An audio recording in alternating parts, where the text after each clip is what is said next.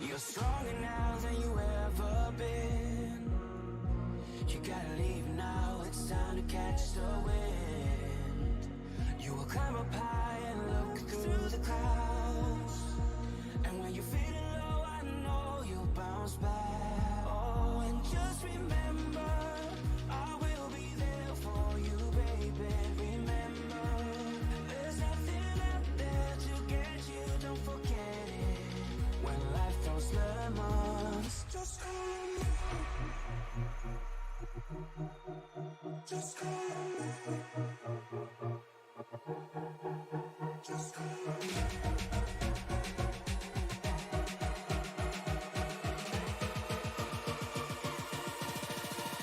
Just call me.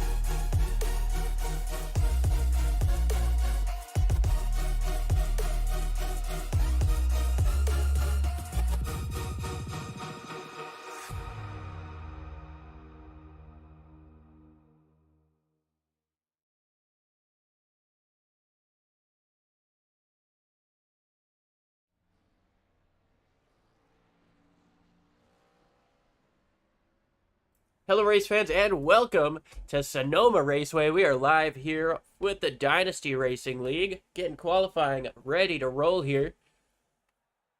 I'm Liam Erbig, joined up in the booth by Matt and Mettler. Matt, how you doing tonight? Hey, I'm doing great from the wine country of the West Coast, and it all comes down to this tonight.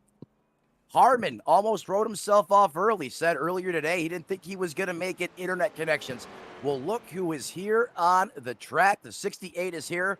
He can tie the all-time DRL win record with a W here tonight.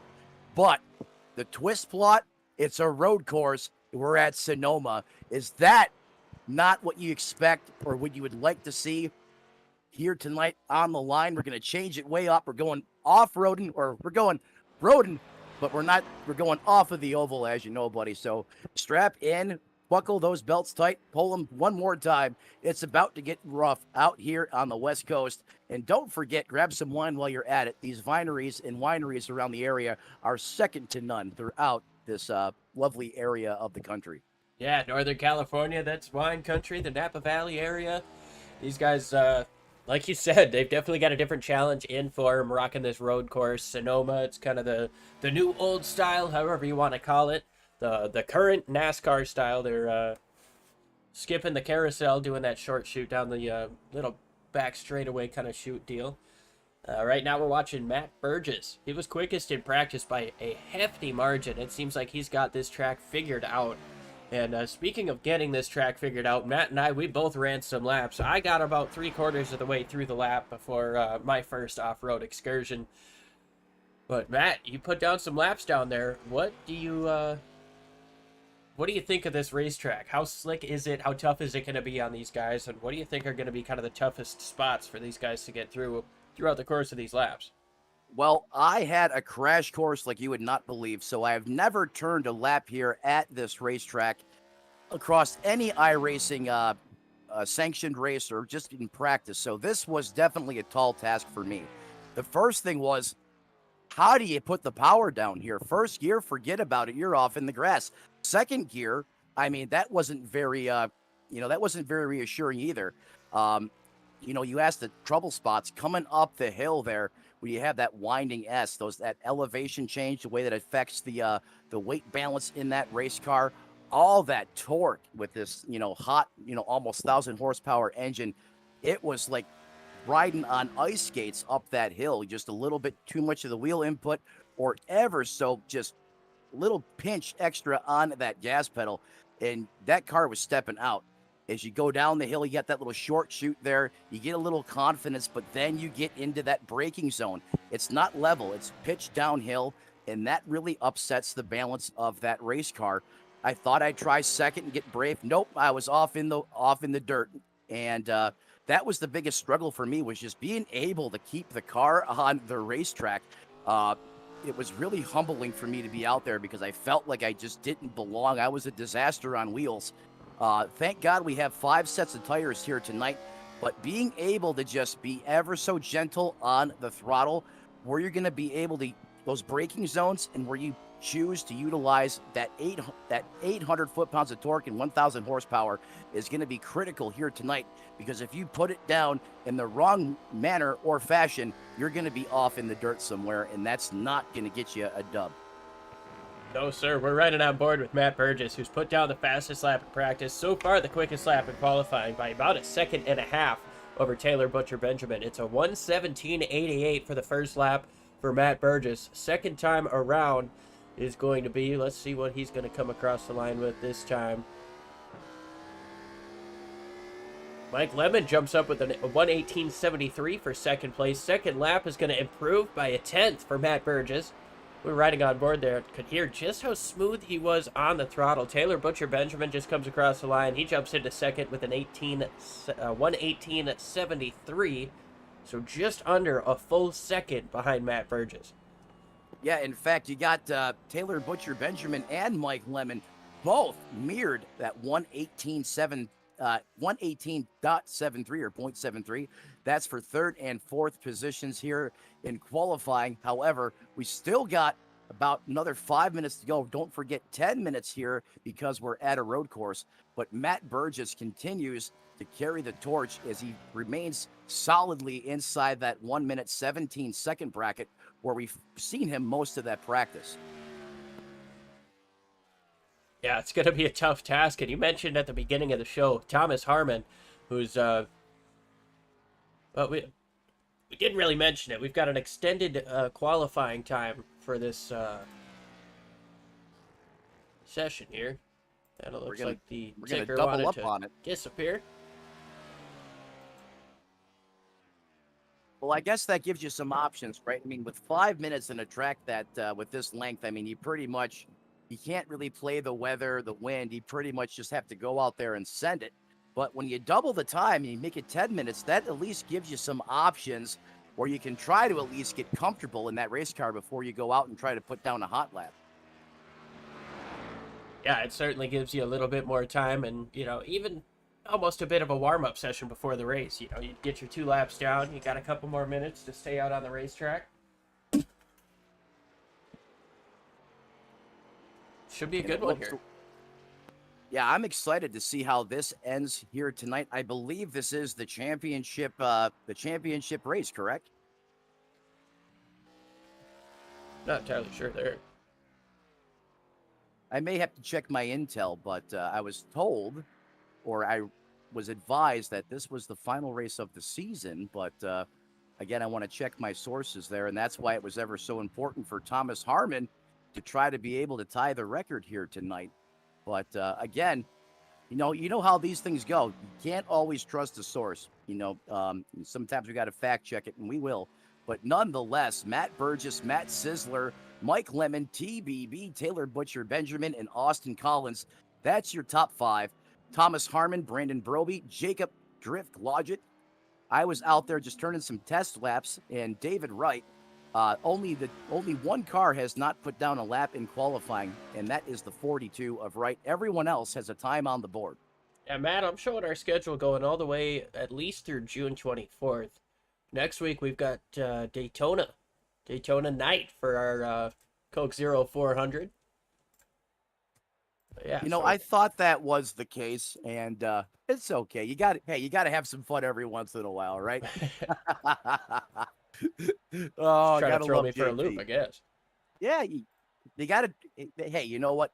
Uh, I'm a big fan of this league. We have great rapport with the drivers and the admins, and why not a little fun in there? Back and forth every now and then keeps things lively and spirited.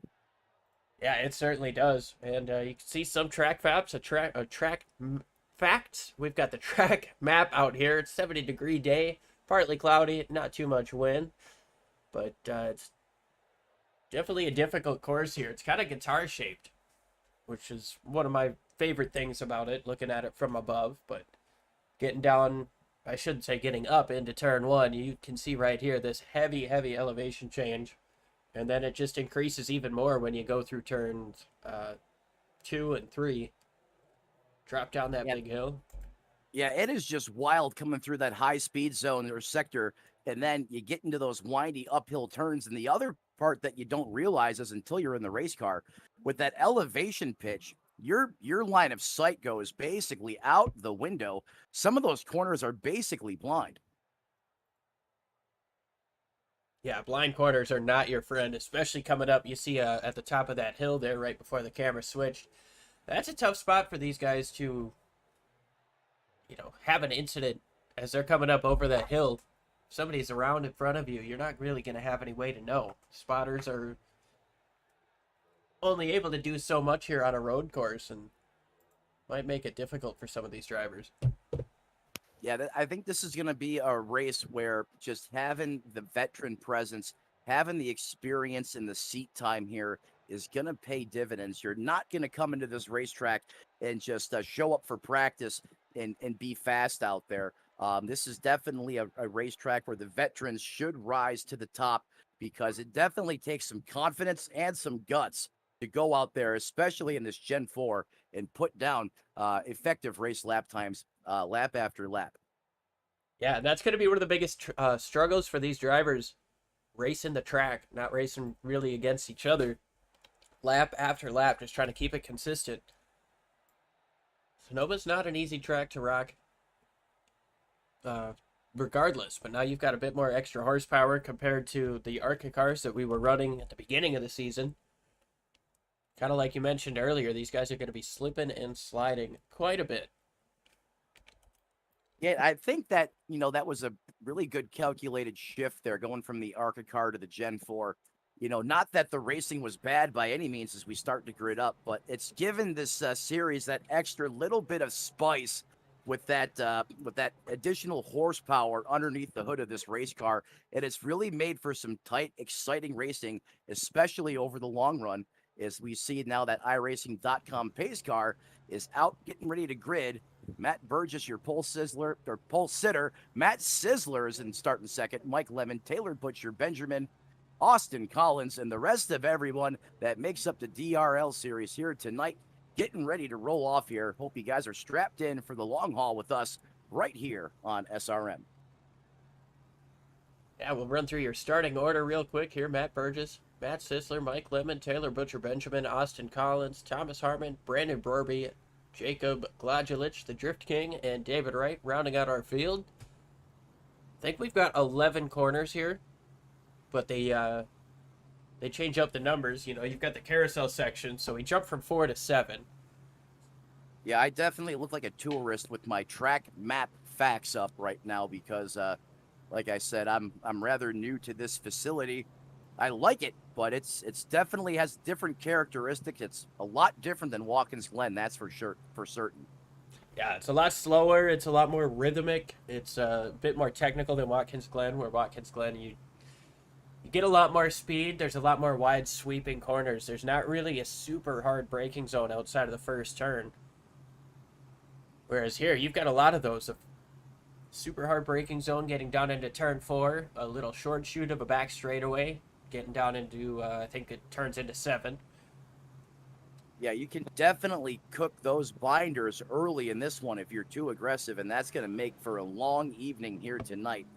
That's where that finesse and just that awareness comes in. Having the balance, being able to just be nice and gentle with the throttle is as crazy as that may sound. I think that's really what's going to get it done here at the end.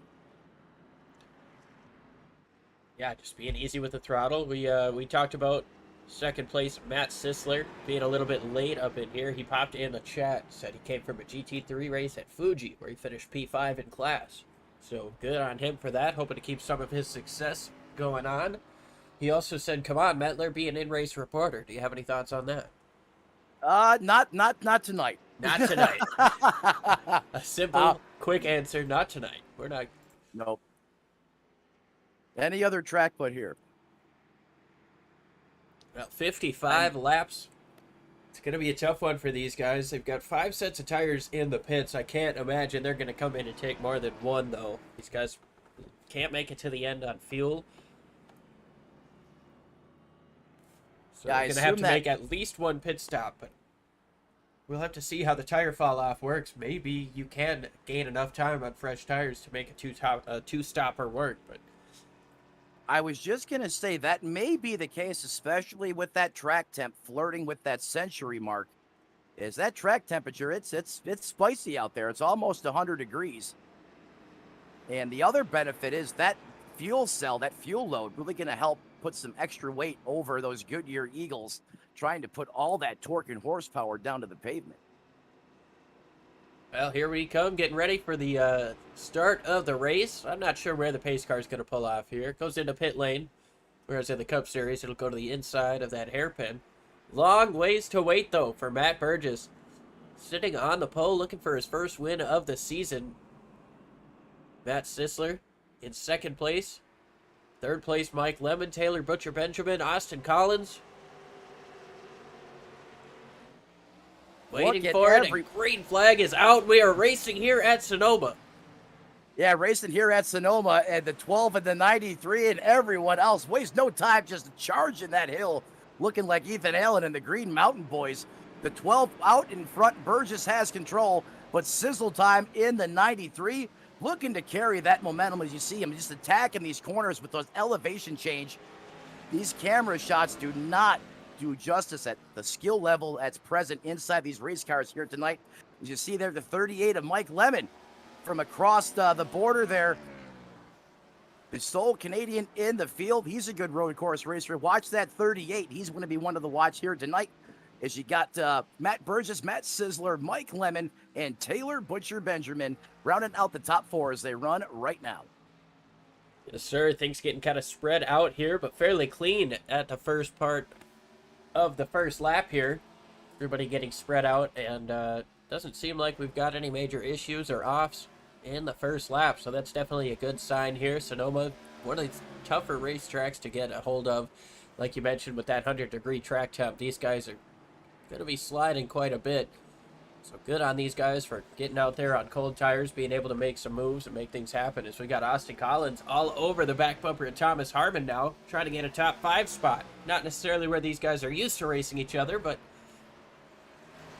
no, it's not. Just like you said, AC dialing up the heat here early in the one machine. But that's what Austin Collins does. He often starts in the back and just steadily works his way towards the front. And oftentimes, he's one of the contenders, especially if it stays green, just so, great. Oh, and Thomas Harmon may have lost the internet connection there. No, a great call there. I was just going to ask you if there was an issue with the 68.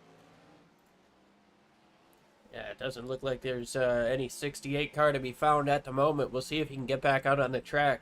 It's going to be a tall task to get that all-time record-tying 43rd win here in the Dynasty Racing League, but tonight is not going to be the night there for Thomas Harmon in the 68 machine. Meanwhile, Matt Sisler, he's kind of getting a little bit closer to the back bumper of Matt Burgess. He was as far away as a second, gained a couple tenths in the second half of that lap. Yeah, Matt Sisler is just starting to get into his jive right now. He's just getting his mojo going. All things Sizzle, what Sizzle Time does in that 93 Everham Dodge. And that's the last thing you want to let that man do. You don't want to let him get his mojo going, because when he gets on a roll, that's when that man is lethal in that 93 machine. And you can just see how that car is just gracefully sweeping through these corners. You're not seeing erratic inputs on the steering wheel. The car stayed implanted into the racetrack just like it is at the point with the 12. Oh. And that, oh, hello, hold on to it there, buddy. Yeah, that was a big jump there, getting over that curve, and that's something we used to see a lot of in these cars. I'm sure we'll see it when these guys get to Sonoma in the Cup Series, and I think the trucks, do they race there too now? I don't know. It might. I believe so. Okay, so yeah, there's a little bit of a sideways wiggle out of Matt Sisler there. He's lost a little bit of time throughout the second part of this. DK has had himself an off. First one of the day for these guys. Generally a very clean league. We went caution-free last week at Michigan, only had 2 crashes. This time around, we're definitely going caution-free. We don't do cautions in the road courses on iRacing. And this series doesn't really do cautions, period. Even on some of the most treacherous and challenging tracks out there on the NASCAR circuit, how many green flag-to-flag runs have we seen that were absolute thrillers? And, you know, just to go to show you just how good the talent here is in prime time on Saturday night. Is Matt Sisler, oh, he misses the corner there. He's going to get off in the dirt. Great recovery, but that's going to allow the 38 of Mike Lemon to stalk right onto the back bumper of Matt Sisler in that 93. It all started last lap when he had that Evel Knievel launch coming off of the that long sweeping hard right-hander before you get into that the high speed zone there. And We're it taking seemed like a look at it now. Is just carried a little bit too much speed over the hill, and you talked about that elevation change going over that hill in the corner. Really takes away a lot of the grip that the tires are able to put down.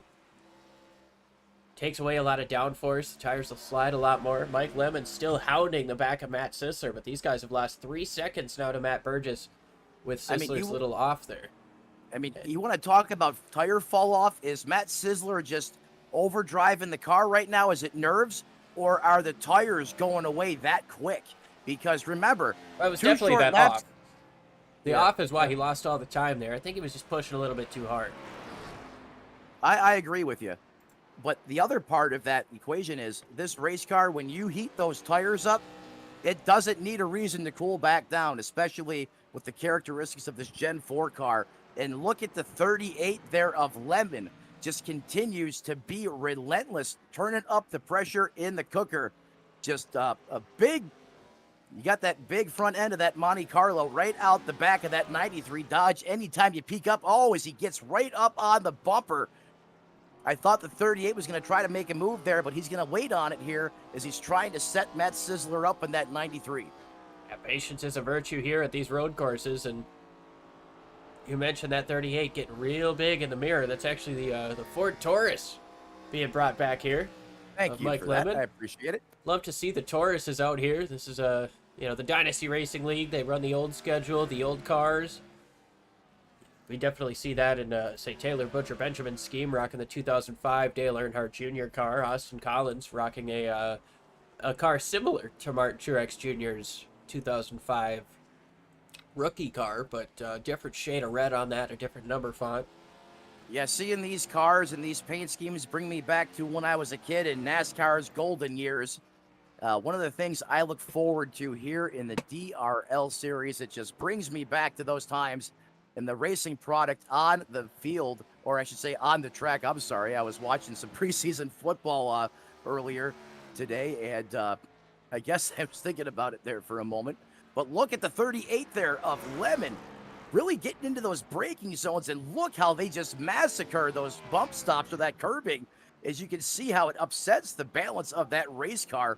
Is those cars are just rotating from side to side. You see the bodies coming up in the air. You're seeing all the shock and the spring action, but they continue to march forward at the front of the field.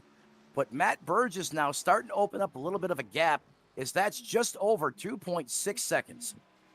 Yeah, he might have had a little bit slower of a lap time. We're going to see what these guys are rocking this time around, but I think Matt Sisler might have had something figured out for that second half of the lap. Seems to have gained a little bit of time and also increased, well, I say increased right through the hairpin. They look pretty close, but he's increased that gap back to Mike Lemon just a little bit more too, so we'll keep an eye on that, but we can't discount Matt Burgess. He's put on a phenomenal effort all race weekend. First class in practice, first place in qualifying, sits on the pole. So far, he's led all 6 laps. Lap number 7, he's holding on to the race lead by about 2 seconds now over Matt Sisler, but Sisler a half a second quicker that time. He has got something figured out as he has now gapped Mike Lemon by a second. Yeah, he found some Hulk juice on the racetrack there in that second half last lap, and he has been putting on a show as the, referring to the lap times out there, as he cut a half a second out of Matt Burgess's lead that lap. Let's see if Matt Sisler continue this pace and now suddenly pulling away from Lemon, who had just about every ounce of pressure he could possibly dial up on the back of that 93 car, is now fading in the opposite direction as Matt Sisler has found the special sauce, and he is coming in a hurry. He's got that secret ingredient for sure right now as we bring up what I think is the biggest story right now, our previous lap times. You can see just how much these guys have fallen off.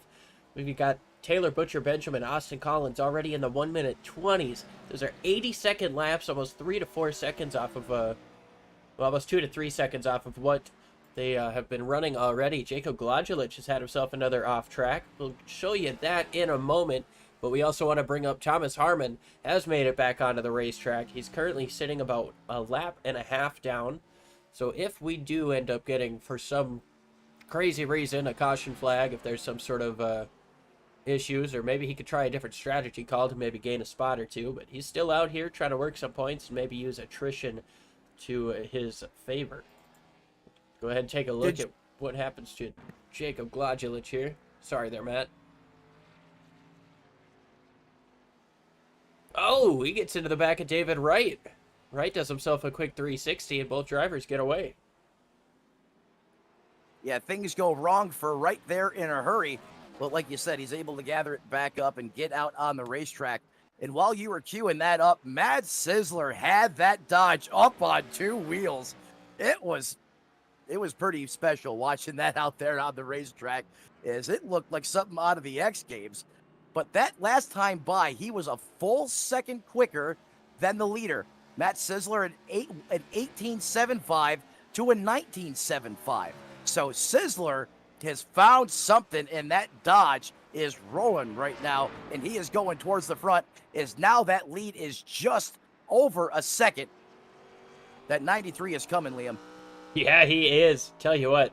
This last time around, he was another half a second quicker, but Matt Burgess, he put down his fastest lap that he has in a couple of laps with a 1:19.39. Still an 18.84, though, for Matt Sisler. Definitely quicker at this point in the race. Is this potentially Matt Burgess trying to save these tires? Matt Sisler not caring so much? What are these guys thinking for strategy? We've got a lot to figure out as Austin Collins makes the pass on Taylor Butcher Benjamin to take away 4th place. Collins doing what he does, working his way up through the field after starting from relatively near the back. He started 5th today. Currently sitting 12 seconds behind the race leader. Yeah, I mean, once you get outside really the top 3, there's a massive differential in in the timing as far as as far as how further back everyone is in the field outside of that top 3. You go back to the one of Austin Collins, who's up 1 spot from where he started. He's over 10 seconds off the lead pace. You got to go another second back, who's also a lap down plus to TBB, and then David Wright you got to go to another county, as he's 43 seconds off the pace, and the same for Jacob Drift, who actually just took the position over Wright. He moves up to 6th. Yeah, Wright went off track there. We were looking at Brandon Brorby, who hit the wall very hard and took a tow. Unfortunately for him, that looks to have ended his day. He was going through the S's, went off, got into the tire barrier, couldn't turn, and then hit the tire barrier massively. David Wright went off there. Jacob Gladulich was able to get around him. We'll see if maybe there was some contact there.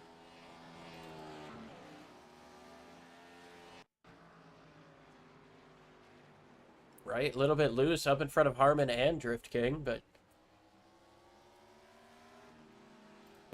gets her back Loose is straight. fast and loose is fast and on the verge of out of control. At least what they said. That's what they said at Days of Thunder. I'm not sure if that really applies at a road course, but if you're watching Matt Sizzler, hey, it's working for him. I tell you what, man, you saw Matt Burgess go wide there coming out of the hairpin. I was just getting ready to say that he was rocking fast laps. He ran an 1881 that last time around. We'll see what he's got this time, a 1915 compared to Matt Sisler's 1863. Sisler is fast, but so is Burgess. It might come down to a mistake, and we've seen Matt Sisler make one. Well, that's Matt Burgess might be due in for one, but I tell you what, 55 laps at Sonoma for any driver of any caliber, it's going to be tough to get through here mistake-free.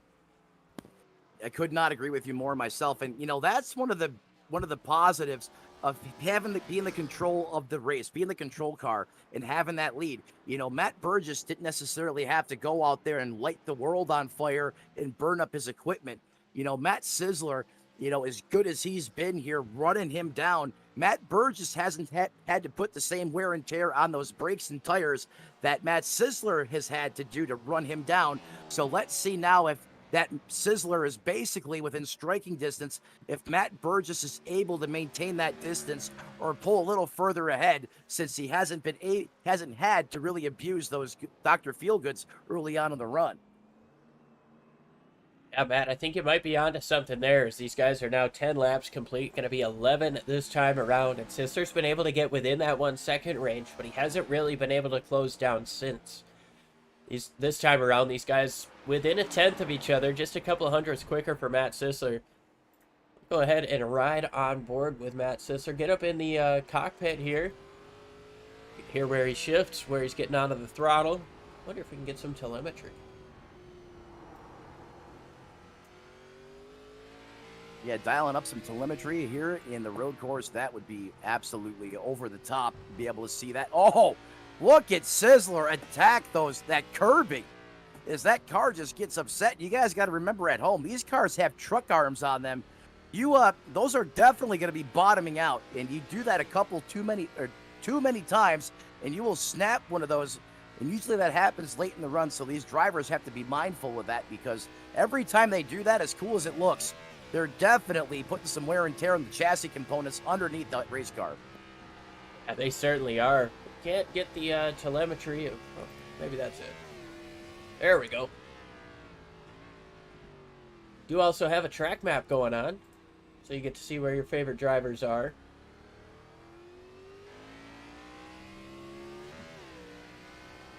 The telemetry does go up to, I think, 6 or 7 gears, but these drivers only have 4. You can see just how much closer this 93 is getting. A huge dive into the first set of corners here. He's right up on the bumper, slides a little bit wide now. Burgess is going to take advantage of that. Yeah, Matt Sizzler saying, dialing it up to the 12. Hey, remember me? I'm here. Matt Sizzler has made the comeback from deep in. Not that he was deep in the field, but I mean, that was a sizable disadvantage that he had. Over 3 seconds, almost 4 at one point, and he is there just lurking off the back of that 12. But let's see if Burgess is able to just keep maintaining that gap and pull ahead just a little bit like we seen last time, just to give himself a little bit of breathing room. I really think Matt Burgess is running just hard enough to keep himself in a position where he's comfortable inside the cockpit of that race car. I think you're right. He's about 3/4, 2/3 of a second out in front of Matt Sizzler. Sizzler's definitely working hard to chase him down. But as we get later in this run, the tires may fall back into the favor of the 12 car. Matt Sizzler might want to try to get around that 12 machine before that happens.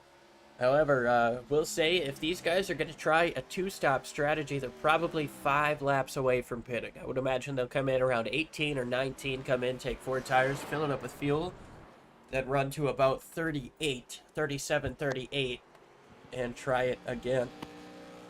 Some of these two up front, they might be able to pull that strategy off already with the gap that they have over I mean, they've got 12 seconds over Austin Collins. Taylor Butcher Benjamin another 2 seconds back. 41 seconds back to DK Drift King sitting in 6th place. He's had a couple of spins, a couple of offs. Got into the back of David Wright. Those guys raced each other super hard all throughout the first 15 laps. And off goes DK right there, getting up off of turn number 10. And it is so easy to do that right there. I did that a couple times in practice. I am not going to lie.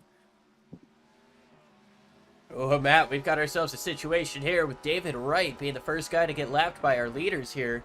The first one on track, obviously Thomas Harmon. He's a lap and a half down at the moment. Burgess gets loose there coming up out of turn 10. Matt Sisler up to the top side, entering the heavy braking zone of turn 11. He's going to take a wide entry, try to take a lower exit, get a better run up off, but he's there, man. He is there. David Wright gives up the spot, lets these guys go. Matt Sisler, David Wright actually, I believe, got up into the wall there. That's one of the things I love about Matt Sisler. Top shelf where mama hides the cookies. No one told him you can't try to make a move up there. And that's the beauty of when Matt Sisler is feeling it in the race car. Uh-oh. Jacob Little bit of a Gladulage, problem another there. off. DK off the track again. You can see some heavy damage or moderate damage to the front of that Burger King, a.k.a. Drift King Chevrolet. Look for him to be able to get that car hooked back up underneath him here, especially looking forward to that first pit stop to get some damage fixed. But getting back to Matt Sisler, I mean, when that man is feeling it and he is jiving in that race car, I mean, don't tell him you can't pass on the outside or the inside or you can't try that move, because that's what that man is going to do, and that's what makes him so fun and dynamic to watch. I mean, the charge, watching him run down Matt Burgess and these guys battling up front, they're making it look easy. But it is anything but that. As you hear these tires screaming, you hear the bodies slamming into the asphalt. I mean, these guys are just are full send right now. They are probably working a sweat up as they're behind those sim rigs right now, because it is anything but easy to run these lap times, especially for 15 laps at this level. Yeah, 15 laps, let alone 55. I think Mike Lemon might have had a problem as he's fallen now 9 seconds off the race lead. Running 1:20.10s. That was his last time around. We'll see what he's able to do this time. But right now, the top two, they have pulled away to a hefty, hefty gap here. Well, these guys have separated a little bit by about a second. We'll jump back, see what happened to David Wright as the leaders are getting around him, and then double check on Jacob Gladulage.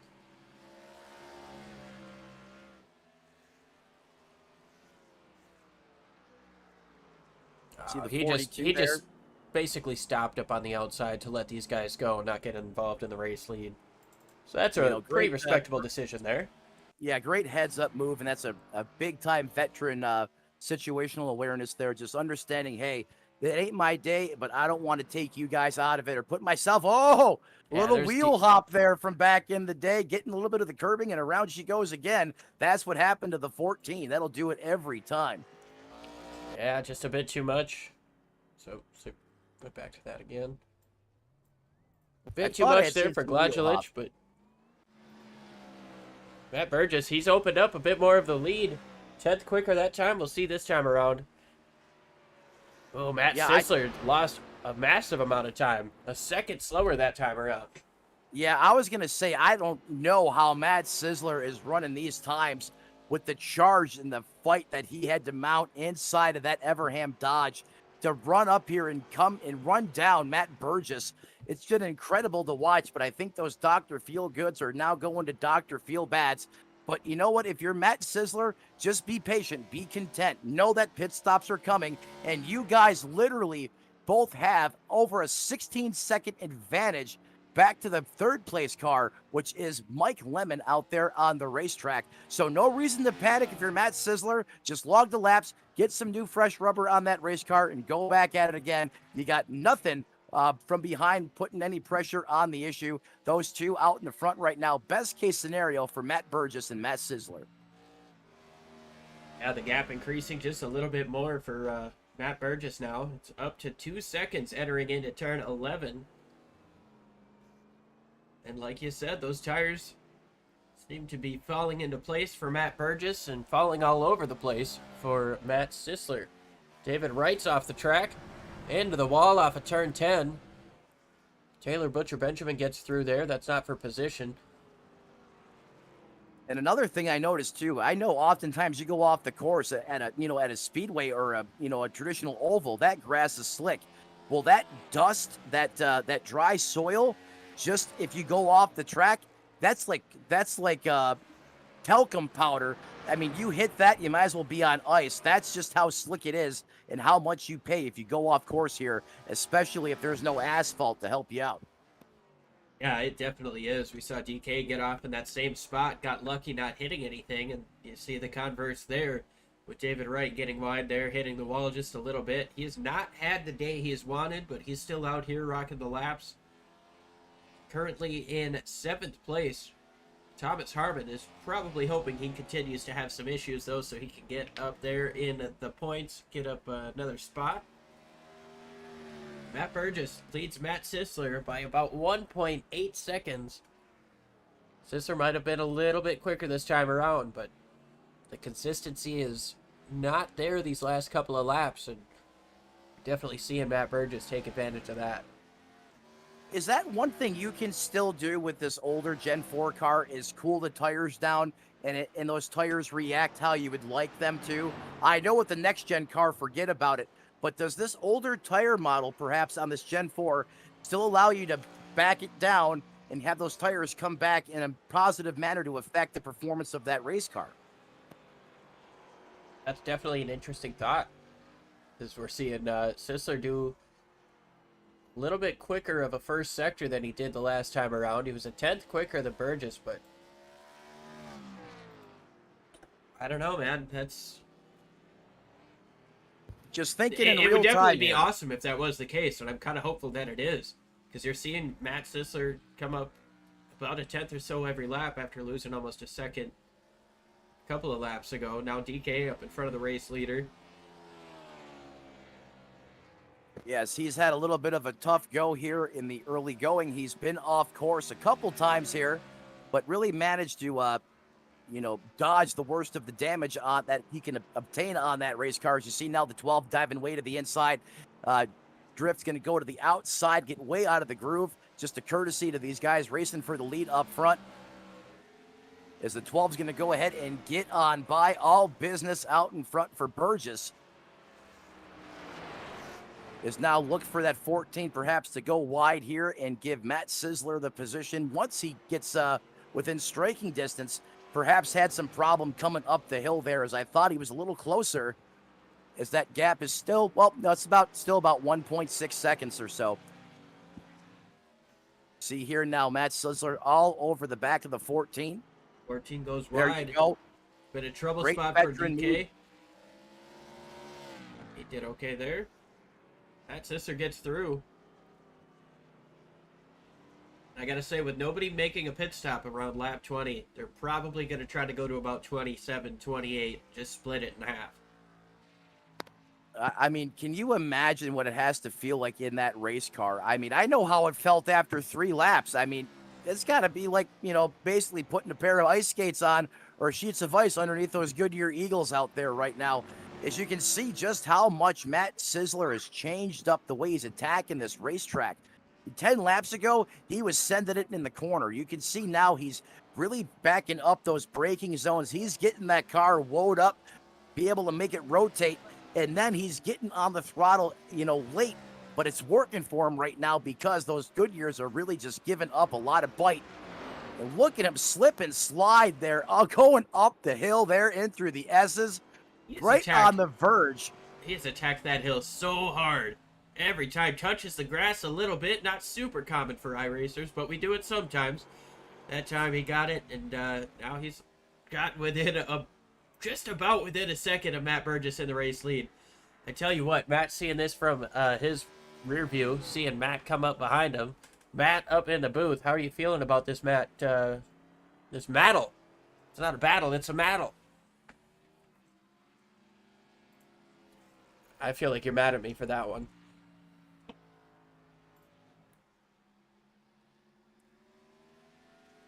That's all right, though. Matt Sisler, 1.3 seconds back. Then we've got Mike Lemon. He's 20 seconds off of the race lead right now. Austin Collins chasing down Mike Lemon, trying to take away a podium spot, just racing his way the way he always does. Kind of not necessarily slowly through the field, but working his way up through the field, getting up to the front at the end of it, and becoming a factor. It's going to be tough for him to make up all the time that Matt Burgess and Matt Sisler have on the field. Austin Collins, Taylor Butcher Benjamin with a big lockup right behind Collins. He's also racing for this podium spot, but he hasn't quite been able to get back around Austin Collins. Collins passed him roughly 10 laps ago. And while he hasn't been able to drive away from the 8, he hasn't really faced a whole lot of pressure from the 8 up until that point. Race for the lead, closing down.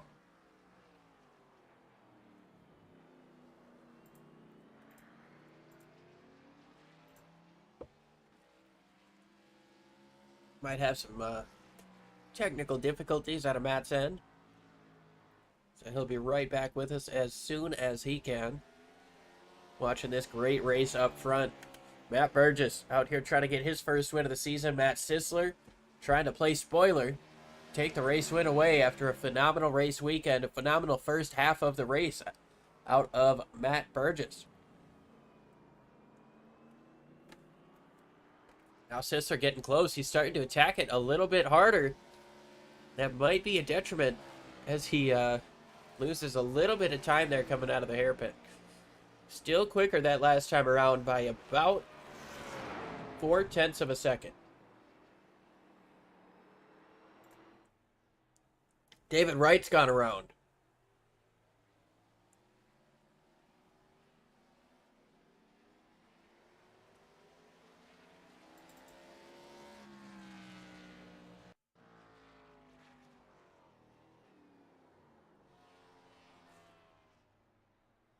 Quick 360 out of Wright. He's going to get back okay. Get it righted.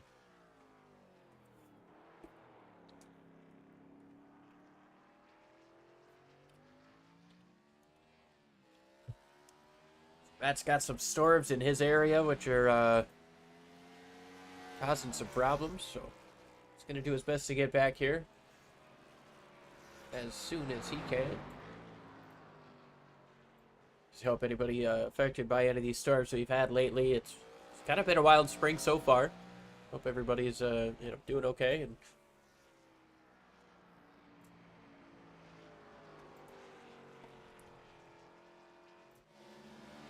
Matt Burgess over Matt Sisler by 0.7 of a second. We'll see what the lap time differential is this time around. 0.03 of a second. Matt Sisler was quicker. Dives it in up the hill. Super strong exit there. He's within 2 car lengths coming up off of turn number 2 into 3, and I believe it's called 3A after this. Sisler a little bit loose getting to the power.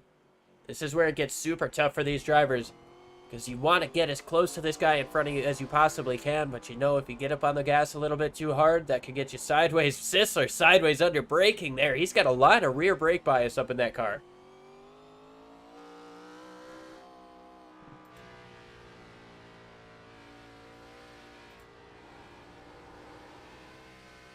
A lot of counter steering action there coming up through the final S. Through turn 9 into 10.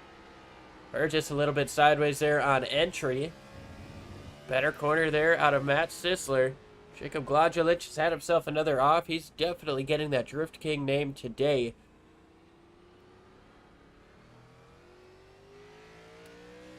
And you can hear just how long it takes coming out of the corner before Matt Sisler's ready to get full throttle. It was almost a second to a second and a half after the corner there. This feels like an eternity when you're a race car driver in that car. You know, your job is to go fast, and not being able to put the power down, it just feels like an eternity. But that's the patience that you have to have if you want to run laps like Matt Sisler. The Matt and Matt show up front has been putting on here since we've dropped the green flag. Yeah, these guys have been absolutely incredible, and fitting for Sonoma to have a battle like this. And I made a joke before you left. I called it the Mattle because we've got Matt up front, Matt in second, Matt up in the booth. Yeah, I heard that, but unfortunately, you couldn't hear me, and you thought I was mad, and I was laughing as the whole house was lighting up here as a Florida lightning strike just went ahead, just temporarily bounced me out. But back here in the booth, it does what it does. Now I just gotta get back in the race, and we're almost there.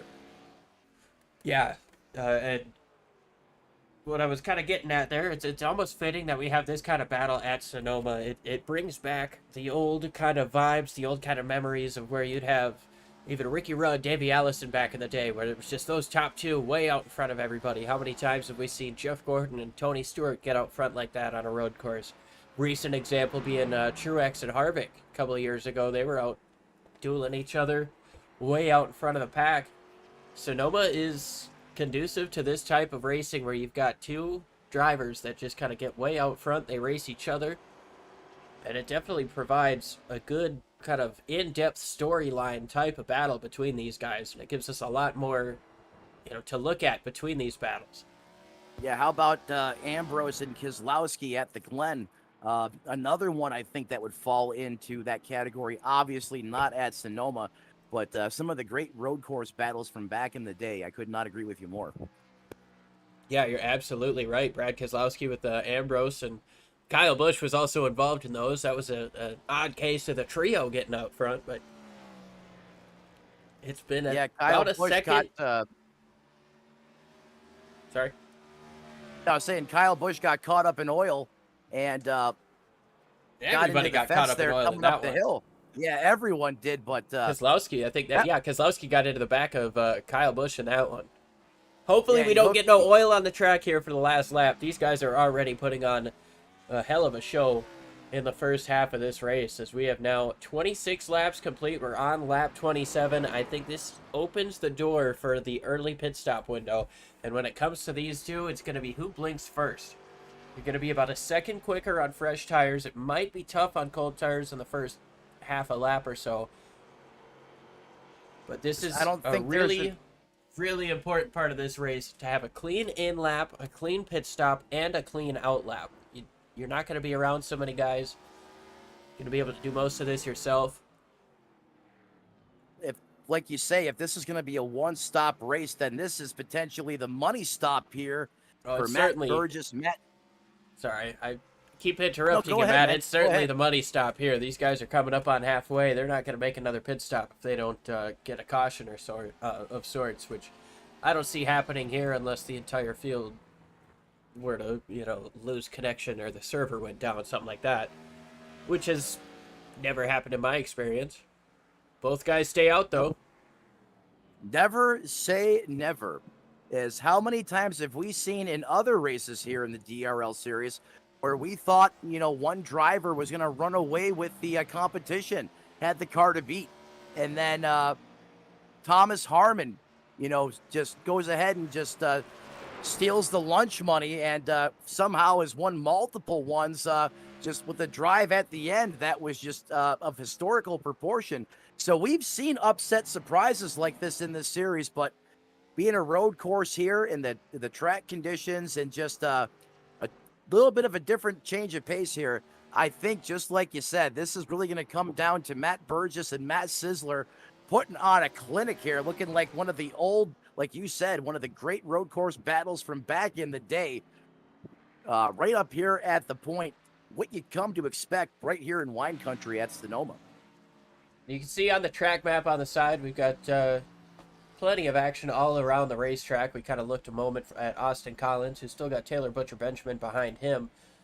Mike Lemon has fallen off a considerable amount after running third. He's back in 5th place, just in front of the leaders. You see the leaders coming up out of turn 10 there, and in comes Burgess. Oh! He played the fake. He waited as long as he could. He comes in at the last second, and he's going to try to take advantage of one lap fresher tires. Matt Sisler takes the race lead. This is going to be the first lap not led by Burgess, but so far every lap has been led by a Matt in this race. Austin Collins, we'll see if he's able to, he's going to stay out or come in from 3rd place. DK a little bit slow coming up off. Here comes Austin Collins into the pits. Taylor Butcher Benjamin stays out. Yeah, here comes AC down pit road, but how about that play by Burgess, leaving Sizzler out to dry like the redheaded stepchild? You saw him try to react. It was just too late as the 12 is in his box, and we know how important these tires are. Let's see if Matt Sizzler can continue to defy the odds here in the adversity, as the 12 clearly should have an advantage with those fresh Goodyears, as Matt Sizzler now approaching a higher speed winding section of this racetrack. Once he gets through these long winding S's, he'll be able to see pit road here in his sights here in about 5 seconds or so. And you're gonna watch him here make a hard left as he comes through this right hand or this left-hander here. As you hear him on the binders right about now. There it is. Oh, look at him attack the entrance. That is incredible. Well, remember, this pit lane's a little bit different than most of them. The pit lane speed limiter doesn't start until those yellow cones, that yellow line that Matt Sizzler just passed. So it's an extra spot that these guys get to attack, and that might play an advantage for Matt Sizzler here. Taylor Butcher Benjamin currently sits in second place. You've got to believe he's coming into pit this time around as well. Matt Sizzler in the pits, in the lead. Matt Burgess just getting through the S's now. We'll see how close these guys are when Matt Sizzler gets off of the pits and Matt Burgess comes around the start-finish line. Yeah, as I just blew it big time on that call there. Again, that's no, not at all. Not at all, dude. No, It's it's perfectly fine. I'm sitting here going, I'm like, oh my God, what is going on with the 93 as he's hot TBB stays out. Road. Matt Burgess behind Matt Sizzler by 5 seconds. Sizzler gets through the first turn here. Cold tires. He's got to take it a little bit easy. Sorry to cut you off, but I just can't believe what I'm seeing. 5.92 seconds. And that's one lap. That's Taylor Butcher Benjamin's lead. It's 4.3 back now to Matt Burgess. I keep cutting you off and correcting you, man. I'm sorry. I'm not trying to. Hey, no, dude, I love it, dude. We're just amped up. We're having a good race here, and two commentators, broadcasters, just being fired up, doing what we do best, what we're supposed to do, man. All good, no harm, no foul. On pit exit. That's what I'm hearing from a chatter.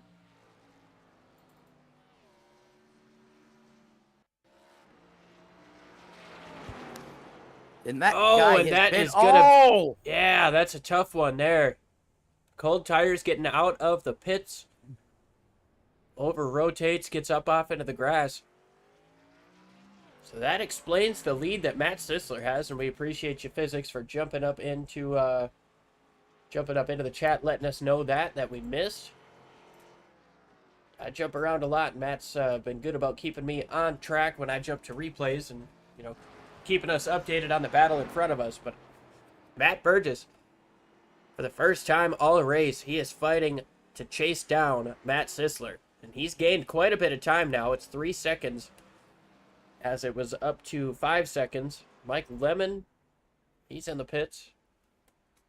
Well, the interesting part is now we changed the roles up a little bit. The first stage of that race, Matt Sizzler was on the charge. He was on the attack, full send, having to run Burgess down. Oh, look at that big wheel of a 38, just loses it off track. And oh my goodness. That's the same thing that happened to Brandon Brorby. Yeah, that's a nose stand. And these cars aren't supposed to do that. Those aren't Monster Jam trucks out there. As the 38 probably going to be on pit road for some time. And you just miss it a little bit, and that's exactly what this racetrack does to you. Everything's all well inside the top three, and you miss a corner just a little bit, and the next thing you know, you come to an abrupt stop, and you're basically up in the air, staring straight down at the, staring straight down at the dirt. As Matt Sizzler now in command of this race, as he's out to over a 3.3 second advantage over Matt Burgess. When I seen that in the timing, I said, there's no way that has to be a scoring error. I was waiting for it to update because Matt Burgess has just been clutch. He has been the Iceman out there. Nothing has phased him. But even the best, this track will impact and will plague them, as Matt Sizzler just had a big moment there. What a save, as he about lost it there coming out of that elevation change. Yeah, I was about to scream, dude. I thought he was going off, but a good save there by Matt Sisler. Doesn't lose too much time. A couple tenths with that quick slide. And as you mentioned with the 38, going to spend some time on pit road. Brandon Brorby dropped in earlier on the chat. Said 30 minutes of required repair. He had virtually the same incident in the same spot. So I would say it's safe to assume Mike Lemon's going to have himself a hefty repair. Might not get back out onto the racetrack. You know what I love seeing just off the back of this first and second place battle. Who do you have in third, fourth, and fifth? Austin College, TBB, and Thomas Harmon. Why not? Why would they not be there at this point in time of the race? Yeah, Thomas Harmon has a strong recovery here, getting back up into the top 5 after losing connection on the second lap. Had to jump to the pits, reconnect to the race. He's currently sitting in 5th. Not the day he's wanted. He's obviously sitting at 42 wins when the record held by... I have to double check on who holds the record. But the record's 43. Thomas Harmon's got 42. As Thomas Harmon there pulled it back on the elevator and pointed that noise like he pointed the nose of that race car off as he was trying to take off from the racetrack, going over that curbing there. But that does help these cars, turn through the corner and helps them rotate. If you over abuse it, though, it can go the other way, but that curbing can be your friend, and that's why you see those drivers out there really attacking that curbing to help get that car to rotate. Is Matt Burgess now still about 2.4 seconds back off the lead of Matt Sisler. But an important thing to consider there, Matt, he just ran the fastest lap of the entire race, broke into the 117s, a 117.60, almost a full second quicker than Matt Sisler that last time around. We'll see what he can do this time, but he is definitely cutting into that lead of the 93 Mopar machine. That is that's a great call there by you, sir, because as you were saying that, the purple was screaming at me in our timing and scoring. That was a monster lap. Is now, like I was saying earlier, the roles have changed, and now Burgess is on the assault as he's trying to run down Matt Sisler. What a show up front. But still love seeing Austin College, TBB, and Thomas Harmon being packed right together like we normally see these guys. I know they're a little further back through the field, but these guys could get interesting as well here in the late going of this race. We know they always put up a thriller anytime the 8 and the 68 go at it, and throw Austin Collins in it, and it's always a party. So we could have multiple battles going on all over the racetrack here as we start to wind these laps down. Yes, sir. Taylor Butcher Benjamin sitting 3.5 seconds off of Austin Collins, but key factor there is that he came into pit 3 laps later. He stayed out longer than anybody else did. Actually, he came in on lap 31. So 3 laps after Austin Collins. Could that factor in later on in the run as these tires start to have trouble? Brandon Brorby has made it back onto the racetrack, but has unfortunately had himself another quick issue there. Yeah, you can see now the toe on those front tires starting to get knocked out just a little bit. I assume the toe is probably a little out as well, as you're really starting to see the damage take its toll on the body of that Chevrolet Monte Carlo. Or Impala SS, I'm sorry. That 45 machine is just, he's had a tough go, but that's what you do. You got to stick with it, and you got to get those laps under your belt. And with only 9 cars taking the green flag just for showing up, you still come out of here with a great point stage. So why not take the practice along with it? Yeah, absolutely. Brorby out here. He's got 9 laps complete, so he's definitely way off of where everybody else is, but definitely love to see him getting back out onto the racetrack, getting some laps completed, helping out the team. Matt Sisler, 2 seconds out in front of Matt Burgess now. Burgess that last time through Sector 2. Wow. Ran purple. Which generally means that's the fastest sector of the race. I don't know if it updates if he doesn't do the fastest lap.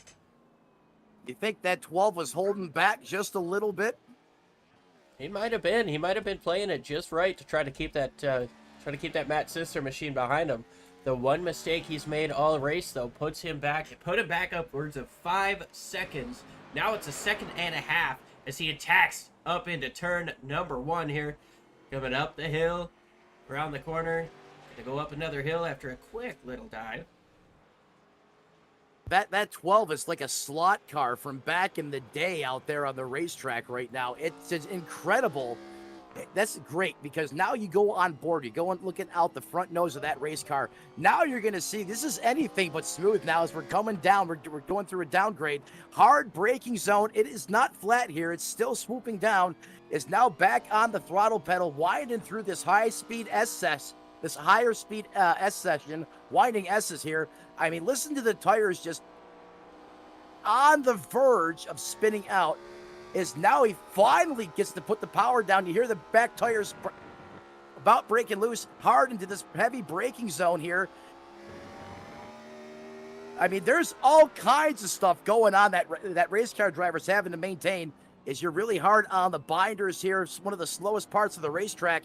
And you transition to one of the fastest ones here, coming up through the gearbox and getting ready to do it all over again. I'm telling you guys, the camera angles that we're running, and while it looks great, it just doesn't do the justice to what these drivers are battling. Some more great camera work here by our managing producer tonight.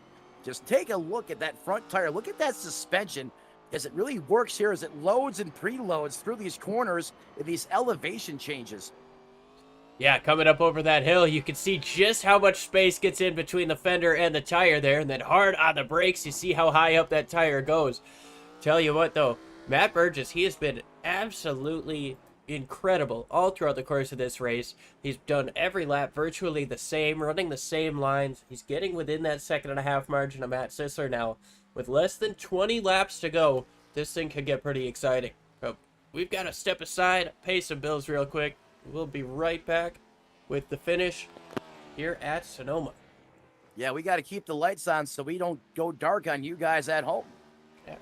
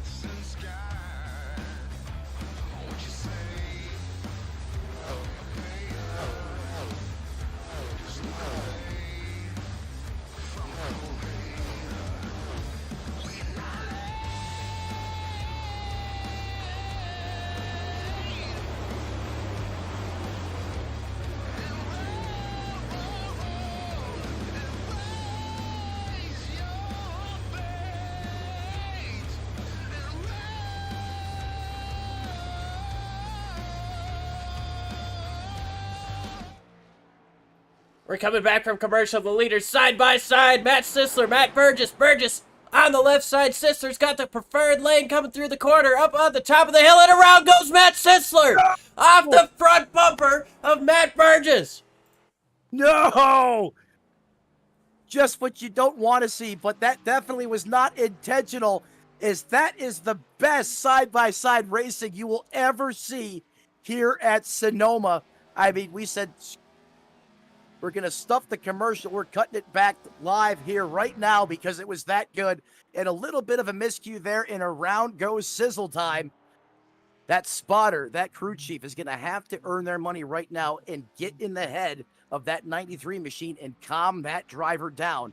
There's still plenty of time there. This is a long track. This isn't, we're not talking 14, 15-second lap times like we are at Bristol. It's over a minute around this racetrack. As we go back, watch what happens here. Look at this side-by-side battle up the hill. Turning right, turning left through the braking zone, and just a little bit of a oops-a-daisy there. as the front of these race cars are like javelins, and you've seen how he literally just jacked up the back of Sizzler nice and gently, and unfortunately moved him out of the way. Is now, let's take a look at the deficit. Oh, almost 10 seconds now. Tell you what, we've got a battle for third, though. Taylor Butcher Benjamin, 3-lap fresher tires. He's looking to try to take that podium spot away from Austin Collins as they dive down into the hairpin. 16 laps to go, with now 10 seconds separating your leaders, Matt Burgess and Matt Sisler. Tough break for Matt Sisler after leading the second part of, the first part, probably quarter number 3 if we were to divide it. Tough break for Sisler leading after the pit lane, but you knew Burgess was quick. He chased him down. Those guys were racing hard, and I'm sure Burgess was just trying to get down under him and, hope he slid up a little bit more, but unfortunately, the contact was made at a really tough spot already for these cars. They're super light getting up through that section. Telling you, Matt Sisler is not out of this race just yet. Do not count him out. That man can rebound. And just like I was telling you guys earlier, look who found each other and who's starting to spice up the race, picking up right up where Burgess and Sisler left off. It's AC and Steak and Shake, TBB, Thomas the Hammer Harmon, going at it out there on the race. I'm sorry, Austin Collins and Taylor Butcher Benjamin. Thomas the Hammer Harmon just a little bit off here, even though he is in 5th. But the 1 and the 8 getting ready to duke it out here late in this race as we're now approaching or working lap 40. How many times have we seen this over the course of the season? And I tell you what, these guys have been absolutely incredible all day. They haven't left each other either. They've been outside of the pit stops. They've been within 2 to 3 seconds of each other the entire race. Collins got around Butcher Benjamin a little bit earlier. Butcher stayed around him. But Collins has been a little bit quicker through and through, so that might be why Butcher Benjamin elected the later stop to try to keep some of the tires on it later on in the race. So we move out to the front. Sorry, Matt. No, go ahead. I was just going to say that Austin Collins played at lap 28, TBB lap 31. So there is a substantial offset there in the tires. Yeah, there definitely is. Matt Burgess, he's increased that lead up to 10.3 seconds. With 15 laps to go, it's going to be a tough ask for Matt Sisler to gain, I would say, roughly 2/3 of a second every lap. Matt Burgess. There's a couple things we haven't seen yet this race. You know where I'm going with that. This is a road course. We've seen a lot of cars go off track. Could we see a local caution? Not a full course caution, a local. Is that possible? Don't know. That could certainly pay in the favor of Matt Sisler. We did see the 12 make one mistake out there on the racetrack, and as small as it was, how much did it cost him in time? About 10, 11 seconds, which just so happens to be how far back Matt Sisler is from the 12. Certainly, the odds are stacked against the 93, but I'm telling you, it is not over until it's over, especially here at Wine Country. But still, regardless of the fact, what a race, what a dogfight by the two Matts, just taking it to the house here from Wine Country right here in Sonoma, California, as we're now working lap 42, and that interval continues to grow, like you were saying, now almost 11 and a half seconds over Matt Sisler in P2. Yeah, continues to increase that gap. Austin Collins, 2.5 over TBB right now. It's been as high as 2 seconds as recently as a lap ago. Now TBB losing a little bit of time through these S's. Thomas Harmon, he sits about 2 minutes behind these guys. So roughly a lap and a half. DK sits in 6th place. You know, I changed my mind. You asked me earlier if I wanted to be out here on the racetrack. Nope, I want to be in a ride-along with either the 12 or the 93. That's where I want to be. Just put me on board with those guys. Let me go for a ride. I tell you what, we can make that happen. Sit on board with Matt Sisler as he's in 2nd. Jump up to Matt Burgess, who's leading this race. Like you said, he's been a slot car. He's been a slot car. And, I mean, this really gives you the sensation of what these drivers are experiencing. You see the camera bump, you know, in accordance with the car going across this racing surface. It's anything but flat and even. You see the elevation changes, the abrupt pitches, the ups, the downs, the rights and lefts, and you hear those tires screaming. And you hear that engine screaming too, as these guys dive down deep into the biggest braking zone on the track, down to about 35, 40 miles an hour through the hairpin, and all the way up through the gears, up into fourth gears. These guys jump up into turn number 1. I mean, just listen to the throttle control from Matt Burgess. I bet you he's not even 70% maybe for a half a second. Oh, that could have been disastrous there as those tires almost gave out. Just look how smooth. A little bit loose there coming up through the hill. 12 laps to go for the 12 car. Matt Burgess trying to get her done here at Sonoma. At that Nuka-Cola Impala SS. Little Fallout reference. I know it says Fallout on the car, but he's walking it on out of the competition right now in that 12 machine. Burgess. I mean, He's he nuking is the just field. He doesn't care about the fallout. Oh, it goes a little bit exactly. wide there. Touch the grass. Oh, Touch the dirt just broadcast a little cursed. bit. I don't think I it's tell going to you, hurt it's him real. too much, though. He's got a little bit of a wrinkle on that left front. Or on the right front, rather. Doesn't seem to be hurting his performance at all. It might have been from the contact with Sisler.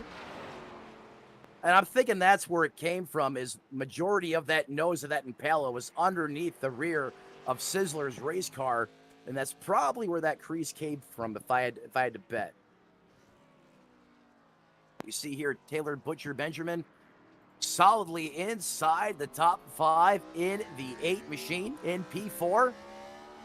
We go on board with him. Look how close he gets to that inside retaining wall here. Now watch this high-speed corner, and then you hear the tires screaming.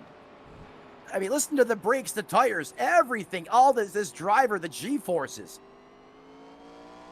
As he brings it all the way out there to just about the curbing. Now watch how you attack this corner uphill. You've got to wait I could not long do before that. you can get on the throttle, because going over that hill, the car is so light through the corner.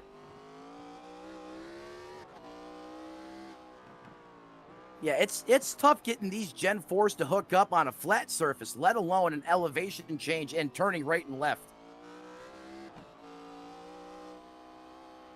TPB a little bit quicker than Austin Collins this last time around, but Collins seems to have this gap right how he wants it. 10 to go for the race leader. 10 more circuits around this wine tour here in Sonoma, California for the 12-man who has been the one-man army here right here at Sonoma Raceway. What a show Matt Burgess and Matt Sisler had put on that. You know, in 1993, you had the Dale and Dale show, Dale Jarrett and Dale Jr., or Dale Jarrett and Dale Sr. Today, in 2023, you had the Matt and Matt show, Matt Burgess and Matt Sisler putting on a clinic. Hey, let's not forget about the Ryan and Ryan show of Talladega 2020, or 2019. One of Ryan probably Blaney the and most Ryan Newman underrated. were racing to the finish. Oh, yeah, we know what happened there. Blaney nosed out in front just a touch. Newman, tell you what, man, he really should have won like 9 of those plate races in the last 7 or so years of his career. But Ryan Newman, he's a guy who's having fun right now, running short tracks around Indiana, running midgets, stuff like that. I actually saw him at IRP last year, and he's a cool guy to have a conversation with, and definitely open to conversations. So. Yeah, the Rocket is still letting it rip, not on the NASCAR circuit, but he's certainly having fun in the short track scene and still winning races. just like you said. Speaking of winning races, 9 laps left until Matt Burgess wins this race unless something catastrophic happens. Matt Sisler sits in second place once again. He's pretty comfortable there unless there's something catastrophic. Austin Collins. I got to say something catastrophic for everybody now so I don't jinx anybody. Either anybody or everybody. Taylor Butcher Benjamin closing down on Austin Collins, though, getting with it almost to that 1 second mark. Thomas Harmon sits in 5th place, not where he wanted to finish, but definitely a strong run, especially after having to leave the race early. Jacob Gladulich sits in 6th place. Go right ahead. David Wright in that 42 in 7th spot, up 2 positions from where he started. And it's so unfortunate having a great run early on in 8th position right now, 5 spots off where he started. That is Mike Lemon in that 38 machine. Brandon Broby rounding out that 9th and final position out there on the racetrack in that 45 machine. Brandon Broby might be able to pass Mike Lemon. Mike Lemon is out of the race. He has left the session. He is packed up. Decided to put the car on the hauler and make that long haul back to North Carolina from California. With 8 laps to go and 8 laps of separation between Brewery and Mike Lemon, that's a pass that could be made off the racetrack. And that's why you're always in it. It's never over until it's over. And points, you want to know how critical points are? I mean, that's why these drivers spend that amount of time in the pits to get their car to go out there and make minimum speed, because if there's an opportunity to gain a point or two, how many times have we seen that over the course of NASCAR history? I mean, be the difference maker, and that's what you see in these race car drivers here. Cannot say enough about Brandon Broby and others sticking with it here tonight, showing they got what it takes, even when it's not their day, to go out there and put solid laps in and just try to get better for next time. As we're on board with Taylor Butcher Benjamin again in that 4th place position, but look who is creeping in. Take a quick look at another Matt Sisler off. It didn't look too bad. Saw that Sisler had gone off the track a little bit. Decided to go back and look at that. David Wright in front of him got off as well. Yeah, Matt Sisler likes putting some dirt on those tires. It helps, really helps get him some drive off every now and then. How many times have we seen him do that? No problem. Look at that move. Sizzle time. Still out there being aggressive up on the wheel. Always an exciting driver to watch. 7 laps to go, and we've got a battle for 3rd place. Taylor Butcher Benjamin all over the back bumper of Austin Collins. It's going to be tough to make a pass here, though. Doesn't quite have the run coming down the hill into the heavy braking zone.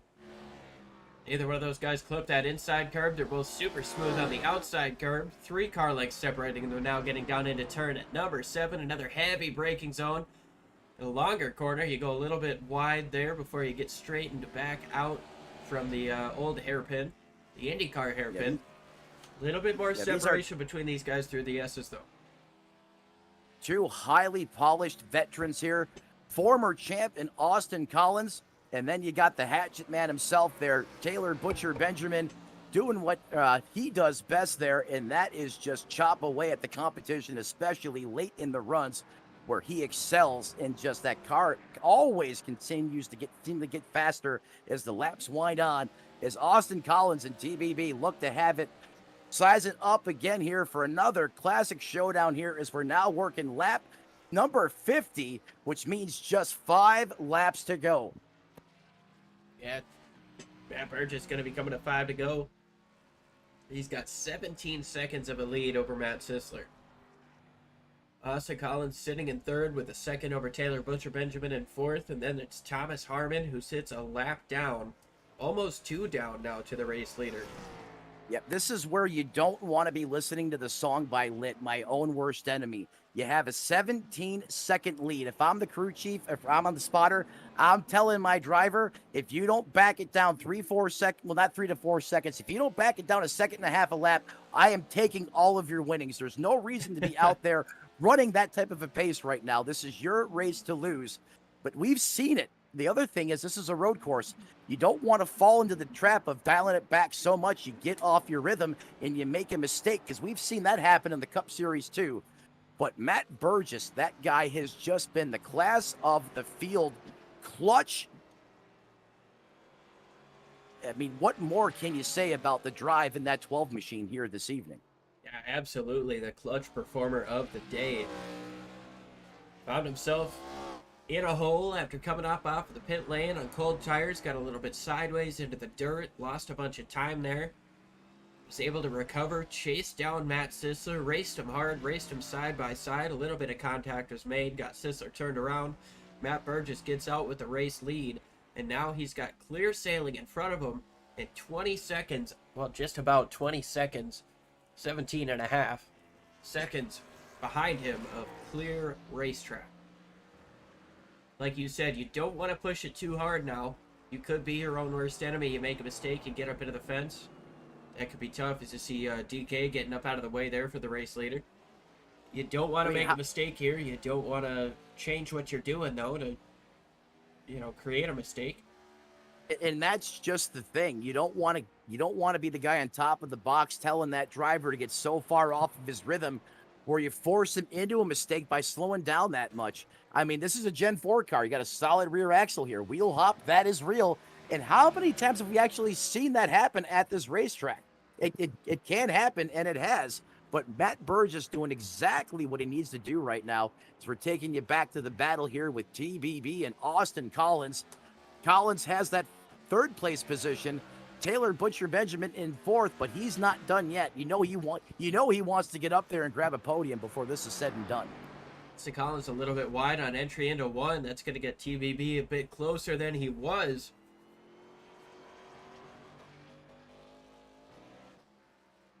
Not quite enough to try to set up a pass here. He's been closer, but Austin Collins working that gap behind him. A little bit loose there coming up off of turn 3. Gets down into 4 hard on the brakes. Yeah. TBB chasing him down just a little bit. Gonna be a tough pass to make for sure, but 4 laps to go for these guys. Every point's gonna matter.